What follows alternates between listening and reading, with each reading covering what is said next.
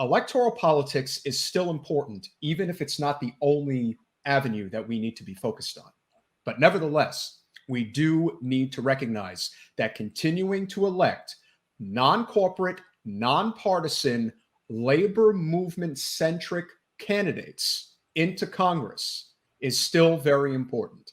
And what better person to run against than Devin Nunes? Isn't he a corporate whore? Is he a big corporate whore? He's a corporate whore and definitely a Donald Trump bootlicker. So you kind of got the whole shebang working for you. Nice. That's the whole package. He sure does. And so without further ado, we are pleased to welcome into the studio the gentleman who hopefully will be replacing Devin Nunes, adding one more seat to the blue side, Lourin Hubbard from California. Welcome to Generational Change, sir. Hello. Thank you for having me. I'm so excited to be here. I'm like I was talking to Jen earlier, and I'm like fanboying out just being on the show. Peter knows that's weird. You do not like that. It's weird. I know. So weird. When you lead a movement, you're a part of a movement, and you get people saying, "Hey, regular people do need to be in office. Congress is not set up to be a career that we are there to serve the people, and when that is not your job, you need to go."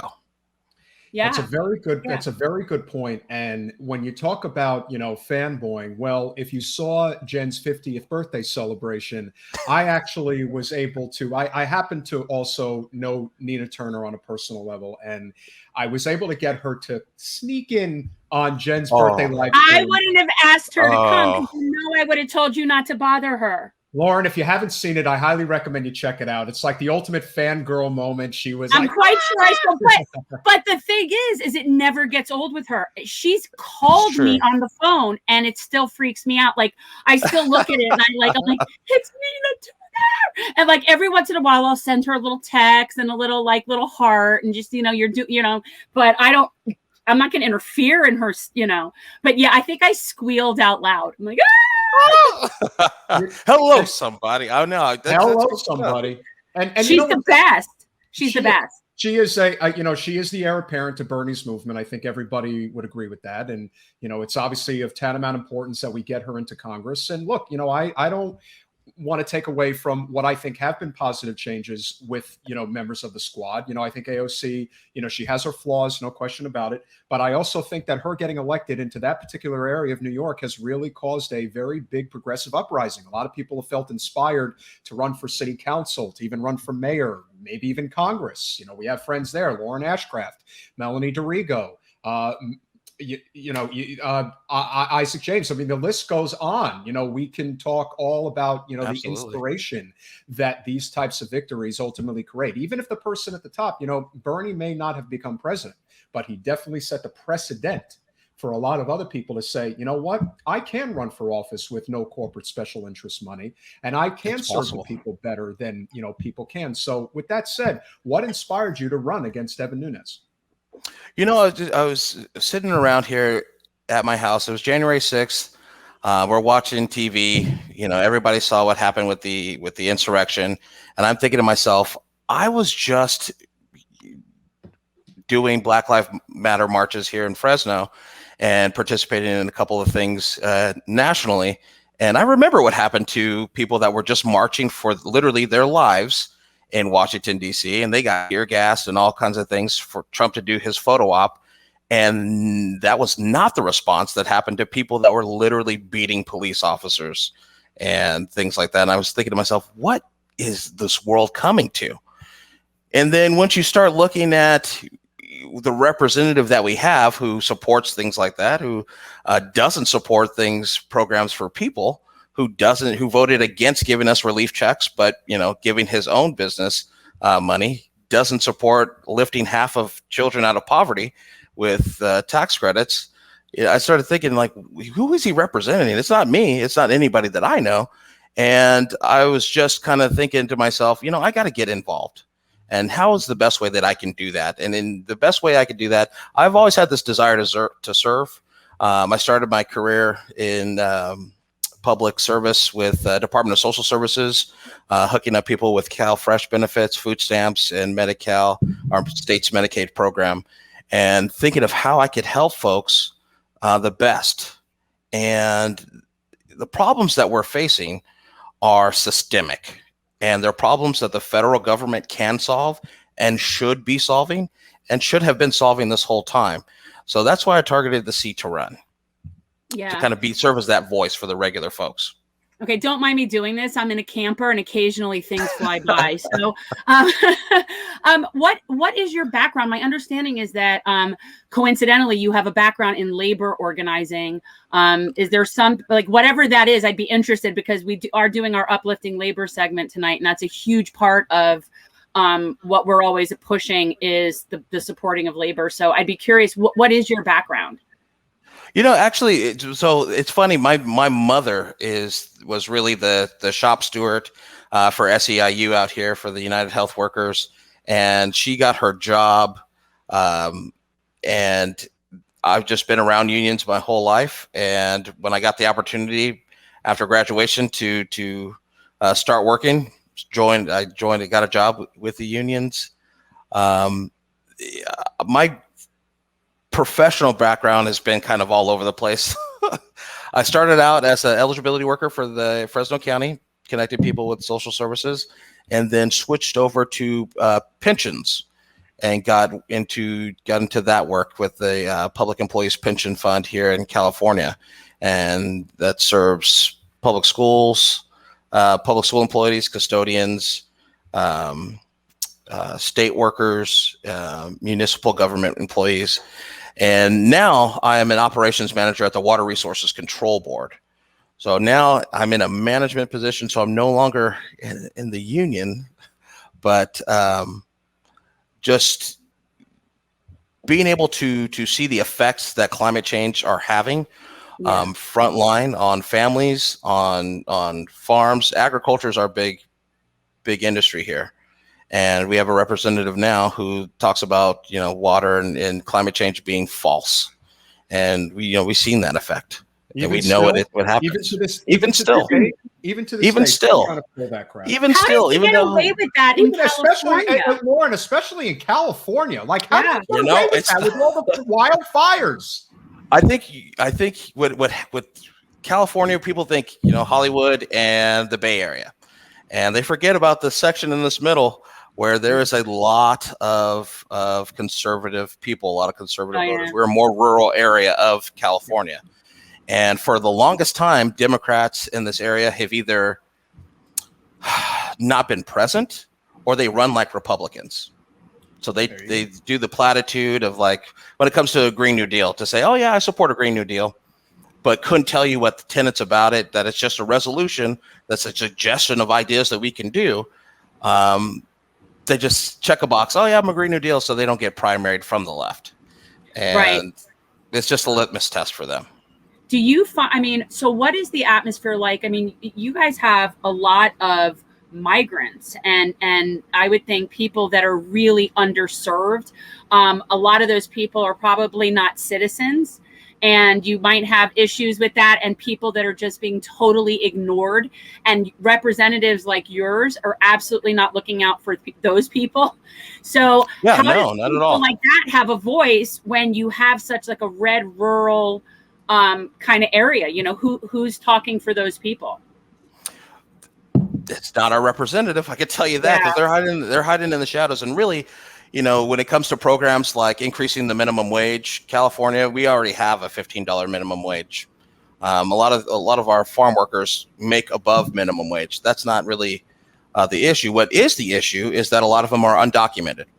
And that is the real thing. You can't organize if you have that fear, like, oh, I'm going to call Immigrations and Customs, because they are just the goon squad. They really don't serve a purpose.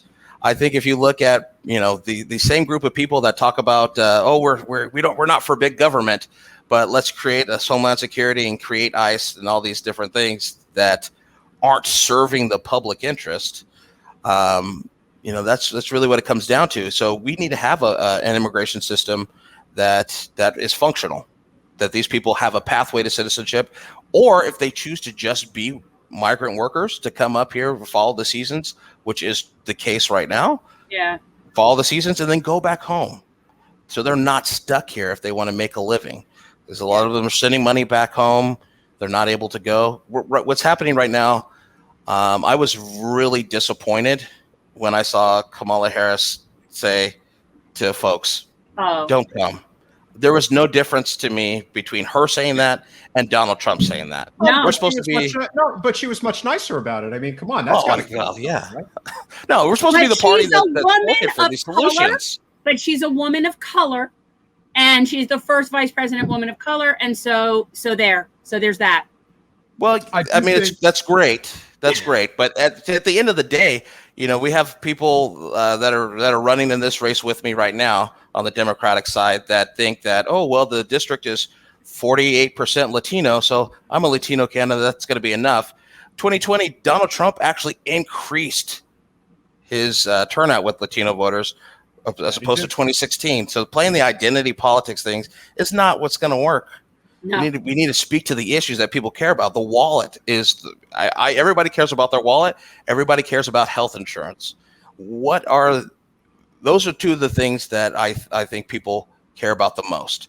And immigration and having a pathway to citizenship or a guest worker program is going to affect my wallet. So I care about it. Right. Anytime you make something be an economic issue, that's the best way to sort of bridge the gap between different sides.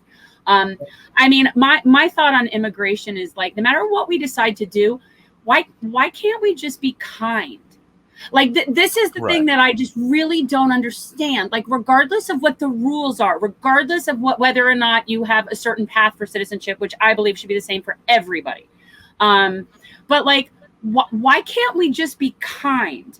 That's like, I don't understand why whatever it is just is so like, why do we view people as criminals that are not criminals? Absolutely. And it's the same kind of thing I've found when I talk about Medicare for all or the Green New Deal when it comes to job placement and a federal jobs program. People have this understanding that if someone else is getting something I'm not, that I'm getting less somewhere else. Yes. And I don't know what that's a societal problem that we have. And it seems to be a uniquely American societal problem. Well, it's more about you know, we've developed a society that's about I got to get mine, and I don't care what it takes, and I don't care who I have to step on in order to get there. But I do think that narrative is changing by the day, and I do think that anything is possible if you have the right economic message, if you do not take corporate special interest money, and if you know how to connect with people in a very meaningful way that I think a lot of times is lost when people are running for office. It's kind of like, I need your vote. No, I need to know what I can do to help you, because I know that the person who I'm running against doesn't really care. Now, in your particular district, and I know there are a lot of times people just want to run against, you know, a candidate because they're not a good candidate, but obviously you want to have realistic expectations. Your particular district is a +9R. It's big, but it's not insurmountable. It's not impossible to beat that. And the reason I say that is because Katie Porter, who I think is one of the best representatives in the country, much less California, she ended up winning in a +3R district, and she wins her seat easily now. So I do think a lot of it is just about being able to reach people in a way that they can identify with. And that's maybe the only real advantage we have in terms of general elections, is that anybody can vote. If you're an independent, you can vote for who you think is the best candidate. The primary is when it becomes a little bit more tricky. Do you currently have any primary opponents? And I assume you are the one who is the non-corporate candidate running to represent the district. Absolutely. You know, California, we have a jungle primary. So it's the top two of any party. And there's currently 3 Democrats in this race, including myself and then Devin Nunes. Well, I guess there's 4. Anyway, there's 3 of us. The other 2, one of them was the guy that took on Devin Nunes last time in the last cycle. Not really sure why he's running again, to be honest with you.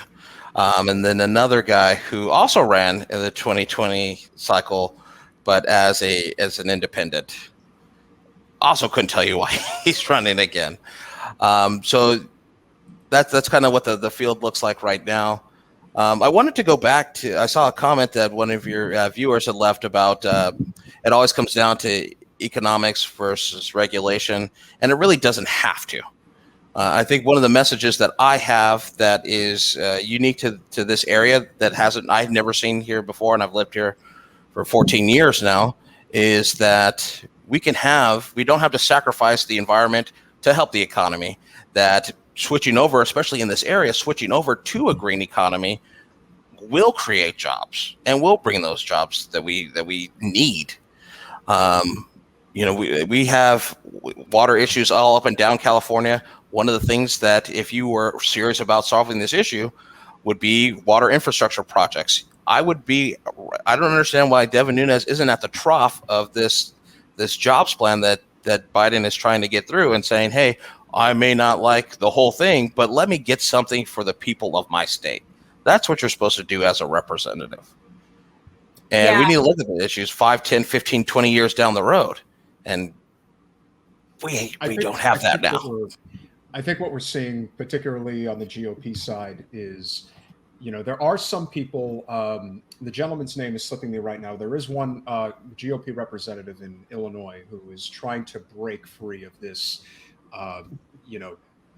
what you would call like nonsensical descent into the abyss. And I think that's probably just the way it's going to have to be, more so like how the Democratic Party is slowly but surely going to be taken over by non-corporate representatives. It's just the natural evolution of politics.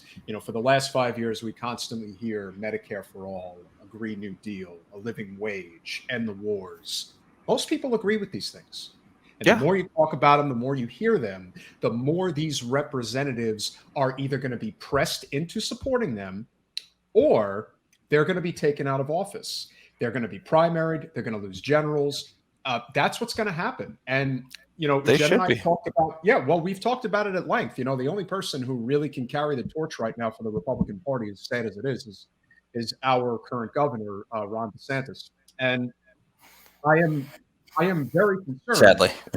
Sadly. I am very concerned that if we stay on this current course, that he is the next president, because you kind of see these things coming before they happen.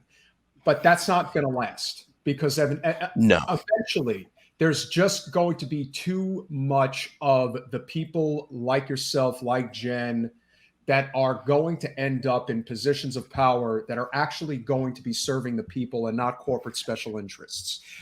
The last no, go ahead. I was going to say, I think that if we tailor that progressive message, I think that we're going to win, because I'm coming at it here as a pragmatic progressive, in the sense that Medicare for all saves us money.